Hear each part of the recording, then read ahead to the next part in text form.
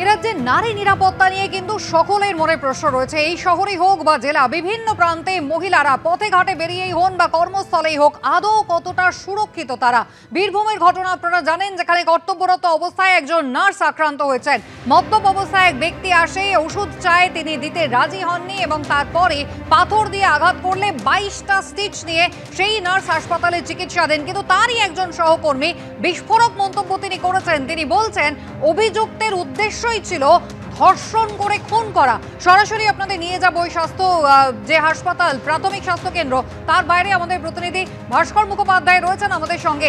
ভাস্কর, এই ঘটনার পরে সহকর্মী যারা রয়েছেন ওই মহিলার নার্সের, তারা আশঙ্কা প্রকাশ করেছেন অভিযুক্তের উদ্দেশ্য ভয়ঙ্কর, মারাত্মক অভিযোগ তারা করছেন। সেক্ষেত্রে নিরাপত্তা ব্যবস্থার ছবিটা, পরিস্থিতির বদল আদৌ কি হয়েছে? দেখো, এই মুহূর্তে আমরা রয়েছি কাঁইজুলি সুস্বাস্থ্য কেন্দ্রের সামনে এবং ঠিক এই জায়গাতেই গত মঙ্গলবার ঘটনা ঘটে।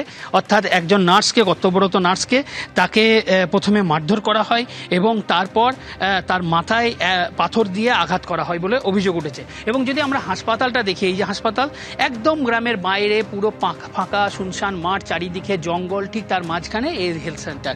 এবং এই সুযোগটাই কাজে লাগিয়েছে কিন্তু দুষ্কৃতী।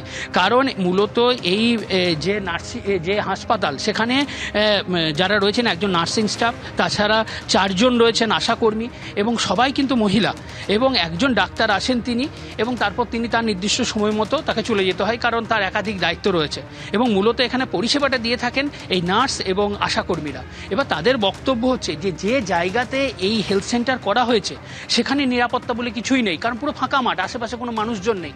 আমরা যদি দেখি কোনো সিসিটিভি নেই, এমনকি বাইরে যে লাইট সেটা পর্যন্ত নেই। এবং এই যে হাসপাতাল সেই দিন থেকে টোটালি বন্ধ হয়ে রয়েছে। আমরা যদি হাসপাতালের ভেতরের দিকে, এখনো পর্যন্ত রক্ত পড়ে রয়েছে। এই যে কিভাবে মারধর করা হয়েছিল আমরা যদি দেখি, এই যে এখনো রক্তের দাগ, পুরো হাসপাতাল ভেতর থেকে একদম তিনি ছুটে এসেছেন। এই গেট খুলে, এই গেট আটকে দিয়েছিলেন দুষ্কৃতী বলে অভিযোগ, এবং এখান থেকে তিনি ছুটে আসেন। এবং এই যে রাস্তা, এই যে বেরিয়ে যাওয়ার যে রাস্তা, সেই রাস্তা দিয়ে বেরিয়ে গিয়ে অনেকটা দূরে একজনের বাড়ি রয়েছে, সেই বাড়িতে গিয়ে তিনি আশ্রয় নেন এবং তিনি চিৎকার করতে শুরু করেন। আশেপাশে লোকজন আসে এবং তারা এসে তারপরই তাকে উদ্ধার করে। এবং শুধু উদ্ধার নয়, দুষ্কৃতীর খোঁজে তারা তল্লাশি শুরু করে। তখন দুষ্কৃতী সেই সুযোগে আশেপাশে যে জঙ্গল রয়েছে সেই জঙ্গলে লুকিয়ে পড়ে বলে স্থানীয়দের অভিযোগ। এবং এখান থেকে যদি আমরা দেখি, 1/2 কিলোমিটারের মধ্যে মোহাম্মদবাজার থানা, তাহলে নিরাপত্তা ব্যবস্থা কোথায়? যে থানা যে কয়েক কিলোমিটার দূরে তাও নয়, কিন্তু 1/2 কিলোমিটারের মধ্যে। কারণ মোহাম্মদবাজারই, ঠিক মোহাম্মদবাজার এবং মোহাম্মদবাজার যেখানে শেষ হচ্ছে সেই জায়গাতে এই স্বাস্থ্যকেন্দ্র। এবং স্বাস্থ্যকেন্দ্রের উপরে কিন্তু আশেপাশে প্রায় 8-10টি গ্রাম নির্ভর করে থাকে, কারণ তাদের বক্তব্য হচ্ছে এই জায়গাটা খুব কাছে। এখানে যে আরেকটি স্বাস্থ্যকেন্দ্র রয়েছে সেটি প্যাটেলনগর, সেটা অনেকটাই দূরে, তাই তারা এখানেই পরিষেবা পেয়ে থাকেন। এবং কিছুক্ষণ আগে একজন এসেছিলেন, তার প্রেশারের ওষুধ এবং সুগারের ওষুধ এই স্বাস্থ্যকেন্দ্র থেকেই তিনি পেয়ে থাকেন। এবং তার বক্তব্য হচ্ছে যে তিনি আজকে এসেছেন, তিনি জানতেনও না। তারপর তিনি এসে যখন জানলেন, তিনি বললেন যে এই ফাঁকা জায়গাতে এরকম হলে তো এইরকমই ঘটবে।